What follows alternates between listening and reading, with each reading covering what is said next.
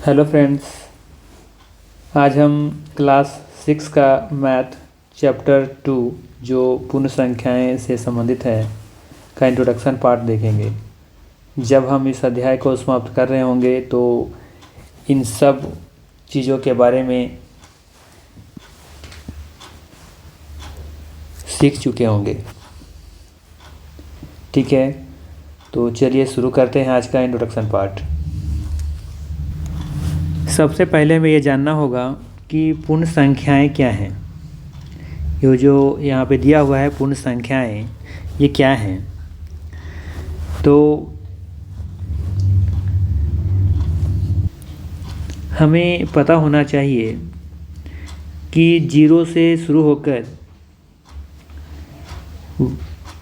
1 2 3 4 5 जो अनंत तक जाती हैं, ये सारे जो क्रमिक संख्याएं लिखी हुई हैं वो सभी पूर्ण संख्याएं हैं।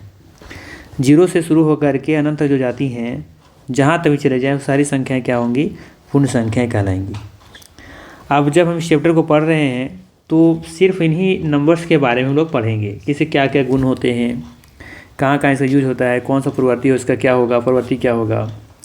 तो कहने का मतलब ये है कि पूर्ण संख्याएं का मतलब ये है कि आपको सिर्फ क्या यहाँ पर 0 को ऐड करना है प्राकृतिक संख्या में। तो 0 को जब हम ऐड कर ले रहे हैं साथ में, तो उसके बारे में पढ़ेंगे से क्या क्या गुण हो सकते हैं, कौन कौन से गुण होंगे, जो सारे गुणों को हम अच्छे तरीके से समझेंगे इस चैप्टर में। ठीक है, देखिए इस चैप्टर में लोग क्या क्या सीखेंगे। पहला तो सीखेंगे कि पूर्ववर्ती एवं परवर्ती संख्याएं। ठीक है, तो पूर्ववर्ती और परवर्ती मतलब क्या होता है। पूर्ववर्ती मतलब होता है पहले और परवर्ती मतलब होता है बाद का। जैसे मान लेते एक लाइन यहाँ पर लेता हूँ मैं, तो इधर क्या है पूर्ववर्ती, जबकि इधर वाला संख्या क्या होगा, परवर्ती। ठीक है, जिसे मान लेते हैं इस पॉइंट पर अगर हम एक 8 संख्या ले लें तो 8 से ठीक पहले वाला संख्या क्या होगा, 7 होगा, और ठीक 8 के बाद 9 होगा। तो 9 यहाँ पर क्या कहलाएगा, परवर्ती, जबकि 7 क्या कहलाएगा, पूर्ववर्ती। दूसरा चीज़ यहाँ ध्यान देने वाली बात है कि पूर्ववर्ती और परवर्ती हम निकालेंगे कैसे। तो कुछ नहीं करना, जब पूर्ववर्ती निकालना हो तो एक आप क्या करेंगे, उसमें से घटा देंगे। जब परवर्ती निकालना हो तो एक जोड़ देंगे। देखिए यहाँ पर एक जोड़ा गया इसमें, तो इधर 9 आ गया, और एक इधर 8 में से घटा देंगे तो 7 आ जाएगा। ठीक इसी तरीके से मान लेते हैं अगर हमें एक संख्या दिया हुआ है 99, इसका हमें निकालना है पूर्ववर्ती, तो क्या करेंगे आप, एक इसमें से लेस कर देंगे, लेस करेंगे और घटा देंगे तो क्या आएगा, 98। तो ये हो गया हमारा 98 पूर्ववर्ती, किसका, 99 का। इसी का अगर परवर्ती निकालना हो तो एक क्या करेंगे, उसमें जोड़ देंगे, तो जोड़ने पर क्या आ जाएगा, 100। तो ये इसका क्या हो जाएगा, परवर्ती संख्या। ठीक है, तो इसी तरीके से आप किसी भी संख्या का पूर्ववर्ती और परवर्ती निकाल सकते हैं। पूर्ववर्ती निकालना हो तो बस एक संख्या में से घटा दीजिए, और परवर्ती निकालना हो तो संख्या में एक जोड़ दीजिए। ठीक है, इसी को इंग्लिश में लोग क्या कहते हैं, पूर्ववर्ती को कहेंगे बिफोर, जबकि इसको क्या कहेंगे, आफ्टर।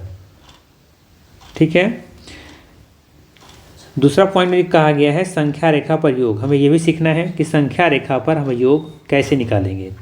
तो पहले हम देखते हैं कि संख्या रेखा होता क्या है। तो देखिए संख्या रेखा पर अभी हम लोग क्या पढ़ रहे हैं, पूर्ण संख्या। तो एक संख्या रेखा कुछ इस तरीके से लेते हैं लाइन। ठीक है, यहाँ पर मान लेते हैं कि ये 0 से स्टार्ट होगा, क्योंकि हम पूर्ण संख्या के बारे में पढ़ रहे हैं तो 0 लेकर के चलना होगा। अगर प्राकृतिक संख्या पढ़ रहे होते तो 1 से लेके चलते। यहाँ फिर क्या लेंगे, 1, फिर 2। ध्यान रखना ये है कि जो डिस्टेंस है वो इक्वल होनी चाहिए। ठीक है, ये जो आप डिस्टेंस ले रहे हैं वो क्या होना चाहिए, इक्वल होना चाहिए। इसी तरीके से 4 5 6 7 8 मान लेते भी इतनी हम संख्या ले रहे हैं। इसमें से अगर हमें संख्या रेखा पर अगर योग निकालना है तो कैसे निकालेंगे। जैसे कि क्वेश्चन एग्जांपल लेते हैं, जिसे हमें जोड़ना है 4 और 3। ठीक है, कितना होता है, तो हमें संख्या रेखा पर जोड़ के दिखाना है। तो इससे पहले से और ध्यान लीजिए कि प्लस जब हम कर रहे होंगे तो आगे की तरफ जाना है, और जब माइनस कहेगा तो पीछे की तरफ जाना है। इस संख्या रेखा पर ध्यान रखना है कि जब भी बाएं की तरफ भागेंगे तो घटाव को दर्शाएगा, और आगे की तरफ जाएंगे तो ये जोड़ की तरफ जोड़ दर्शाएगा। ठीक है, अब यहाँ देखिए इसे 4 लिखा हुआ है तो 4 पर जाएंगे हम। 4 यहाँ पे है, उसमें से क्या कह रहा है, 3 को जोड़िए। तो जोड़ने के लिए हम कहाँ जाएंगे, आगे की तरफ। और वही घटाव कहेगा, घटाने के लिए तो कहाँ जाएंगे, पीछे की तरफ। ठीक है। तो हमें जोड़ना है, तो कैसे जोड़ेंगे, 3 जोड़ेंगे। तो यहाँ देखिए 1 2 और एक ये 3 जोड़ करके कहाँ पहुँच गए, 7 पर। तो ये 4 और 3 कितना हो गया, 7 हो गया। ठीक इसी तरीके से अगर आपसे पूछा जाता है कि 5 और 2 कितना होगा, तो सबसे पहले देखिए 5 कहाँ पर है, 5 है आपका इस बिंदु पे, इस बिंदु पे है, यहाँ पे 5 है। कितना जोड़ना है उसमें, 2 जोड़ना है। तो 2 कहाँ जाएंगे, आगे की तरफ, 1 2 कहाँ पहुँच गए, 7 पर। ठीक है। अब आगे एक एग्जांपल और ले लेते हैं। जैसे में जोड़ना है 7 और 0। ठीक है। तो 0 मतलब क्या है, कुछ भी नहीं। तो सिंपल क्या हो जाएगा, 7 मेरा कहाँ पे है, यहाँ पे है। तो ये 7 और 0 7 ही हो जाएगा। ठीक है। थोड़ा सा इसको हम और एक्सटेंड कर लेते हैं। जैसे 9 10 11 और एक ये 12। ठीक है। अब हमें जोड़ना है, मान लेते हैं 8 और 4 को जोड़ना है। ठीक है। तो कैसे जोड़ेंगे, तो सबसे पहले देखिए 0 से कहाँ पर जा रहे हैं हम, 8 पे जा रहे हैं सीधा, ये 8 है यहाँ। उसमें से कितना जोड़ने बोल रहा है, 4। तो जो 4 जोड़ के कहाँ जाएंगे, आगे की तरफ जोड़ने का रहा है। तो 1 2 3 और एक ये 4 कहाँ पहुँच गए, 12 पर। तो 8 और 4 कितना होता है, 12। ठीक है। अब ठीक इसी तरीके से अगर यदि घटाव करना हो तो कैसे करेंगे, घटाव का काम कैसे करेंगे, देखिए जैसे मान लेते हैं अगर हमें 5 में से 2 घटाना है तो क्या करेंगे, सबसे पहले क्या लेंगे, 5। तो 5 कहाँ पे है, देखिए सीधे 5 पे जाएंगे और उसमें से 2 घटाना है। तो घटाने के लिए क्या बताए थे, पीछे की तरफ जाना है। तो यहाँ से आप कहाँ जाएंगे, 1 और एक ये 2 कहाँ पहुँच गए, 3 पर। तो 5 से 2 जाएगा तो क्या बचेगा, 3। तो इस चैप्टर में हमें यही सीखना है, संख्या रेखा पर योग भी सीखना है, साथ साथ में घटाव को भी सीखना है। तो देख लीजिए कैसे जोड़ना है और कैसे घटाना है। बात समझ में आया। इसके बाद आपको क्या ध्यान में रखना है कि पूर्ण संख्याएं एवं उनके गुण। तो क्या क्या गुण हैं, तो ये जो 6 नंबर दिया हुआ है ना पॉइंट, ये सभी इन सब चीज़ के बारे में पढ़ना है। ये थोड़ा सा लंबा टॉपिक है, इसीलिए इसको हम नेक्स्ट वीडियो में देखेंगे। ठीक है। एक यहाँ पॉइंट दिया हुआ है शून्य द्वारा गुणन। तो ये शून्य द्वारा गुणन क्या होता है कि जब भी किसी संख्या को 0 से गुना करते हैं तो हमें क्या मिलता है, 0 मिलता है। अगर मान लेते हैं अगर ये 100 लिखा हुआ है, उसमें 0 से गुना करें तो भी क्या मिलेगा, 0 मिलेगा। तो ये शून्य द्वारा गुणन। ठीक है। अगर मान लो कहीं लिखा है 7000, 0 इंटू कुछ इस तरीके से लिखा हुआ है, तो इसका मान क्या आएगा, 0 आएगा। क्योंकि अगर इतना से 0 से गुना करें तो 0 होगा, फिर 0 का 800 से गुना करें तो 0 ही होगा, और फिर 0 का गुना इतना से करेंगे तो 0 ही मिलेगा। ठीक है। तो इस तरीके से पूर्ववर्ती परवर्ती समझ में आ गया। पूर्ववर्ती मतलब होता है पहले का, परवर्ती मतलब बाद का। संख्या रेखा पर योग और घटाव आपको बता दिए हम। पूर्ण संख्याएं उनके योग जो है वो 6 नंबर में पढ़ेंगे। उसका थोड़ा सा ये लंबा है तो उसको हम नेक्स्ट वीडियो में देखेंगे। साथ ही साथ शून्य द्वारा गुणन देख लिए कैसे होगा, किसी संख्या को जब 0 से गुना करेंगे तो 0 ही मिलेगा। ठीक है। अब आपके लिए कुछ पॉइंट्स नोट मैंने किया है, उसको थोड़ा सा आप देखिए, समझने का प्रयास कीजिए। जैसे फर्स्ट पॉइंट में मैंने लिखा है कि सबसे छोटी प्राकृतिक संख्या 1 है। मतलब कि जो भी आप प्राकृतिक संख्या लिखते हैं, जैसे 1 2 3 4, ये सभी क्या है, प्राकृतिक संख्या है। इसी तरीके से लिखते चले जाएंगे तो सबसे छोटी जो प्राकृतिक संख्या मिलेगा हमें, वो क्या मिलेगा, 1 मिलेगा। ठीक है। फर्स्ट पॉइंट समझ में आया। और सबसे बड़ी प्राकृतिक संख्या क्या हो जाएगा, अनंत हो जाएगी। बता ही नहीं सकते क्योंकि अब जो भी संख्या लिख रहे हैं सभी क्या है, प्राकृतिक संख्या ही होगा, तो हम नहीं बता पाएंगे।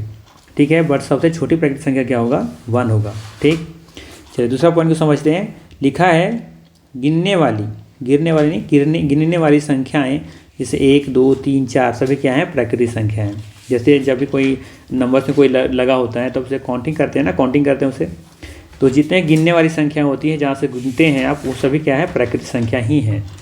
जैसे एक लाइन में 10 लड़के खड़े हैं तो गिनेंगे, कहाँ से गिनेंगे, वो 0 से तो गिनेंगे नहीं, 1 से स्टार्ट करेंगे, 1 2 3।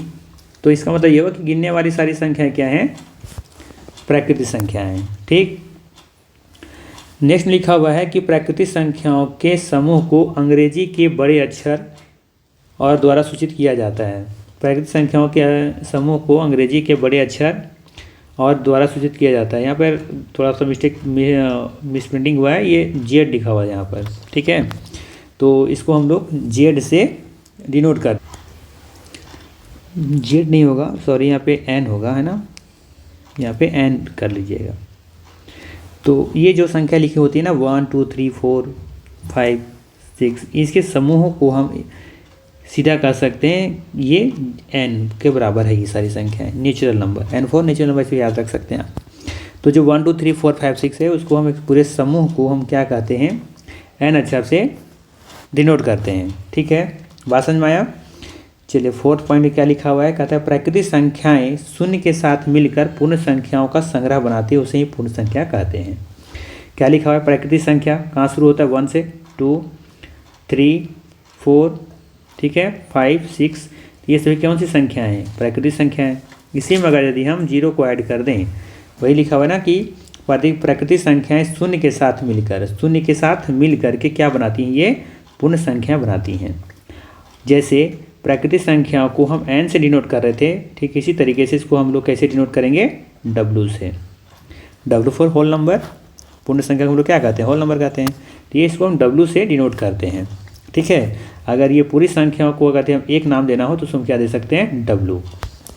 ठीक है, चलिए आगे देखिए 4th पॉइंट में, नेक्स्ट पॉइंट में यहाँ क्या लिखा, 0 1 2 3 क्या है, सभी डॉट डॉट सभी पूर्ण संख्या ही हैं। तो 0 से स्टार्ट हो जाएगा तो समझिए वो पूर्ण संख्या है, 1 से स्टार्ट होकर के लिखा हुआ है तो वो प्राकृतिक संख्या है। ठीक, नेक्स्ट पॉइंट देखिए, सबसे छोटी पूर्ण संख्या क्या है, 0 है। सबसे छोटी पूर्ण संख्या क्या है, 0 है। सबसे बड़ी संख्या, सबसे बड़ी पूर्ण संख्या क्या होगा, नहीं होगा, अनंत होगा, बता ही नहीं सकते। ठीक है, तो सबसे अगर छोटा पूछा जाए प्राकृतिक संख्या तो 1, और सबसे छोटी पूर्ण संख्या तो ये 0 हो जाएगा। ठीक है, नेक्स्ट पॉइंट देखिए, कहता है प्राकृतिक संख्याओं में एक का कोई पूर्ववर्ती नहीं है। पूर्ववर्ती मतलब पहले का। तो देखिए प्राकृतिक संख्या किसको कहते हैं, प्राकृतिक संख्या कहते हैं 1 2 3 4 5 6 इसी को कहते हैं। तो देखिए क्या लिखा हुआ है, एक का कोई भी पूर्ववर्ती नहीं है। देखिए एक है ना, इसे कोई पूर्ववर्ती है या तो कुछ नहीं है। तो यही लिखा हुआ है यहाँ पर कि प्राकृतिक संख्याओं में एक का कोई पूर्ववर्ती नहीं है या नहीं होता है, लेकिन पूर्ण संख्याओं में एक का पूर्ववर्ती शून्य है।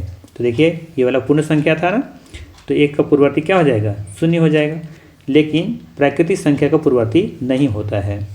ठीक है, ठीक इसी तरीके से हम ये भी कह सकते हैं कि पूर्ण संख्या में 0 का पूर्ववर्ती नहीं होता है। ध्यान रखें, पूर्ण संख्या के बारे में बात हो रहा है। ठीक है, पूर्णांक में चले जाएंगे तो होगा, क्योंकि पूर्णांक में नहीं पढ़ा है इसलिए हम नहीं बता रहे। ठीक है, तो यहाँ पे सिर्फ आपको ध्यान ये रखना है कि पूर्ण संख्याओं में 0 का पूर्ववर्ती नहीं होगा, जबकि प्राकृतिक संख्या में 1 का पूर्ववर्ती नहीं होगा। पूर्ववर्ती मतलब पहले का नंबर। ठीक है, तो जो भी कह रहा है ना आप सिंपली उसको लिख लीजिए, आप फिर देखिए क्या उसका पूर्ववर्ती होगा या नहीं होगा। ठीक है, चलिए नेक्स्ट पॉइंट देखते हैं। प्रत्येक प्राकृतिक संख्या पूर्ण संख्या है, लेकिन प्रत्येक पूर्ण संख्या प्राकृतिक संख्या नहीं है। बात समझ में आया। कह रहा है प्रत्येक प्राकृतिक संख्या, तो देखिए जितना भी प्राकृतिक संख्या से कौन सा नंबर है, प्राकृतिक संख्या ही तो है। इसको हम नहीं कह सकते हैं कि ये पूर्ण संख्या भी है, ये सभी पूर्ण संख्या है कि नहीं है, ये सब तो पूर्ण संख्या ही है। क्यों, क्योंकि इसमें क्या आता है 0 0 1 2 3 सभी, ये सभी क्या है, पूर्ण संख्या है। तो पूर्ण संख्याओं के अंदर में क्या आते हैं, प्राकृतिक संख्या आते हैं। लेकिन ये कह रहा है फिर, लेकिन प्रत्येक पूर्ण संख्या जो है वो प्राकृतिक नहीं है। तो देखिए जैसे 0 क्या है, पूर्ण संख्या है, तो क्या ये प्राकृतिक है, नहीं है। तो वही लिखा हुआ है कि प्रत्येक पूर्ण संख्या प्राकृतिक नहीं है। 0 को छोड़ के फिर कह सकते हैं, 0 को यदि हटा दिया जाए तो प्रत्येक प्राकृतिक संख्या पूर्ण संख्या और प्रत्येक पूर्ण संख्या प्राकृतिक संख्या है। लेकिन अगर 0 ले लेंगे तो फिर ये कहना पड़ेगा कि प्रत्येक पूर्ण संख्या प्राकृतिक नहीं है, क्योंकि देखिए 0 क्या है, पूर्ण संख्या है, तो ये क्या प्राकृतिक है, नहीं है। तो वही पॉइंट को लिखा गया है कि प्रत्येक प्राकृतिक संख्या पूर्ण संख्या है, लेकिन प्रत्येक पूर्ण संख्या प्राकृतिक संख्या नहीं है। ठीक, नेक्स्ट पॉइंट देखिए क्या लिखा हुआ है, 0 पूर्ण संख्या है। 0 क्या है, पूर्ण संख्या है, परंतु प्राकृतिक संख्या नहीं है। उसी बात को दोहराया गया, सिर्फ अलग तरीके से लिखा गया है। ठीक है, नेक्स्ट में देखिए लिखा है कि पूर्ण संख्याओं के समूह को अंग्रेजी वर्णमाला के बड़े अक्षर W से सूचित किया जाता है। ऊपर ही हमने बता दिया था, इसको कैसे हम लोग डिनोट करते हैं, W से। किसको, पूर्ण संख्या को। पूर्ण संख्या के समूह को दर्शाने के लिए हम लोग W का प्रयोग करते हैं, जबकि प्राकृतिक संख्या को डिनोट किससे करते हैं, N से करते हैं। ये प्राकृतिक संख्याओं के लिए, नेचुरल नंबर के लिए। ठीक है, चलिए नेक्स्ट वन देखते हैं। किसी पूर्ण संख्या को जब 1 से भाग देते हैं तो वही पूर्ण संख्या प्राप्त होती है। जैसे कोई पूर्ण संख्या, जैसे मान लेते हैं कि 0 ही ले लेते हैं, तो 0 को जब हम 1 से डिवाइड करेंगे तो क्या मिलेगा, 0 ही मिलेगा। जैसे 2 को अगर हम 1 से डिवाइड करेंगे तो क्या मिलेगा, 1 दूनी 2, तो हमको वही संख्या मिल रहा है कि नहीं। जैसे हम लिखते हैं 80, अगर इससे हम भाग लगाते हैं 8 से तो क्या मिले, सॉरी 8 से नहीं मतलब 1 से, तो 1 8 कितना हो जाएगा 8, और ये 0 उतरेगा तो 0 वापस यहाँ चला जाएगा। तो देखिए हमको वही संख्या मिल रहा है। तो वही लिख रहा है कि किसी पूर्ण संख्या को जब 1 से भाग देते हैं तो वही पूर्ण संख्या प्राप्त होती है। आई बात समझ में। चलिए लास्ट पॉइंट, सेकंड लास्ट है, 0 को जब किसी शून्येतर पूर्ण संख्या से भाग देते हैं तो 0 प्राप्त होता है। लिखा है कि 0 को जब किसी शून्येतर पूर्ण संख्या से, तो समझना में पहले ये है कि शून्येतर पूर्ण संख्या क्या है। इसका इंग्लिश में हम लोग बोलते हैं नन जीरो। नन जीरो मतलब कि 0 को छोड़ करके। तो 0 को जब शून्येतर मतलब कि शून्य को छोड़ करके किसी संख्या से भाग देंगे तो हमें क्या मिलेगा, 0 मिलेगा। जैसे हम 7 से भाग लगाएंगे तो भी 0 मिलेगा, ठीक है। जैसे 0 को ऐसे भाग लगाएंगे तो भी हमें क्या मिलेगा, 0 मिलेगा। तो 0 क्या है, लेकिन वही चीज़ कर रहा है शून्येतर मतलब 0 को छोड़ करके, मतलब कि 0 नहीं लेना है आपको, ये 0 नहीं लेना है। बात समझ में आया। तो इस तरीके से 0 को जब किसी संख्या, किसी भी शून्येतर संख्या यानी कि शून्य को छोड़ करके किसी भी पूर्ण संख्या से हम भाग देते हैं तो 0 प्राप्त होता है। ये शून्येतर बहुत इंपॉर्टेंट पॉइंट है। अगर शून्येतर इसको सिर्फ बोलेंगे पूर्ण संख्या तो गलत हो जाएगा, आपको ये शून्येतर बोलना ही होगा, नहीं तो फिर आप प्राकृतिक संख्या बोल सकते हैं, ठीक है। क्योंकि शून्येतर मतलब ये होता है कि पूर्ण संख्या 0 भी आ जाता है, तो हम किसी भी संख्या में 0 से भाग तो नहीं लगा सकते। इसीलिए कह रहा है कि 0 को जब किसी शून्येतर पूर्ण संख्या से भाग देते हैं तो 0 प्राप्त होता है, ठीक है। एक और एग्जाम्पल देखिए, जैसे 70 में हम 0 में कहते हैं हम 70 से डिवाइड करें तो क्या निकलेगा, 0 ही मिलेगा। कहने का मतलब ये है कि हम इसलिए भी समझाना चाहते हैं कि अगर मान लो कि मेरे पास 0 रुपया है और आदमी कितने हैं, मान लेते हैं 70 आदमी हैं, तो कितना कितना हिस्सा मिलेगा, 0 तो मिलेगा ना। जैसे मान लेते हैं अगर 0 रुपया है और 5 आदमी हैं तो भी कितना हिस्सा मिलेगा, 0 ही मिलेगा ना, ठीक। तो इसलिए कहा जाता है कि 0 को जब किसी शून्येतर पूर्ण संख्या से भाग देते हैं तो 0 प्राप्त होता है। आई थिंक समझ में आया होगा। चलिए लास्ट देखते हैं। एक लास्ट में है कि 0/0 परिभाषित नहीं, ठीक है। अगर हम 0 को 0 से अगर भाग लगाते हैं तो ये परिभाषित नहीं है, कैन नॉट बी डिटरमाइंड होगा इसका आंसर, ठीक है। 0/0 ही नहीं, अगर हम 7/0 करेंगे तो भी परिभाषित नहीं होगा, ठीक है। यानी कि किसी भी संख्या में 0 से अगर हम भाग लगाते हैं तो परिभाषित नहीं होगा। क्यों नहीं होगा, तो इसका भी मेरे पास एक थोड़ा सा रीज़न है, देख सकते हैं। जैसे मान लेते हैं कि ये मान लो 900 रुपया है, आदमी कितना है, 0 है, कितना कितना हिस्सा होगा। तो जब आदमी ही नहीं है तो कितना हिस्सा दोगे आप, बताओ। बात समझ में आया। जैसे एक और एग्जाम्पल, जैसे मान लेते हैं कि 200 रुपया है और आदमी है 0, तो कितना कितना हिस्सा होगा, हिस्सा तो होगा ही नहीं ना। बात समझ में आया कि लेने वाले को है ही नहीं, किसको देंगे आप। तो इसीलिए मुझे लगता है कि इसीलिए इसका जो आंसर आता है वो परिभाषित नहीं होता है। तो किसी भी संख्या में आप 0 से भाग नहीं लगा सकते हैं। हाँ, 0 में 7 से भाग लगा सकते हैं, लेकिन 7 में 0 से भाग नहीं लगा सकते, ये गलत है, ये परिभाषित ही नहीं है। जबकि इसका मान क्या आएगा, 0 आएगा, ठीक है। बात समझ में आया। चलिए, तो यही तो इतने पॉइंट थे। नेक्स्ट जो वीडियो हम लाएंगे उसमें हम चर्चा करेंगे समृद्ध गुण के बारे में, क्रम विनिमयता के बारे में, सहचर्य गुण, वितरण का गुण, ठीक है। और ये बताने का जो मेरा अंदाज होगा थोड़ा सा अलग होगा, किताबी भाषा से थोड़ा सा हट करके होगा, ठीक है। सारे पॉइंट को हम एक साथ कैसे अरेंज करके बताएंगे वो जरूर देखिएगा मेरा वीडियो, ठीक है। तो चलिए मिलते हैं नेक्स्ट वीडियो में।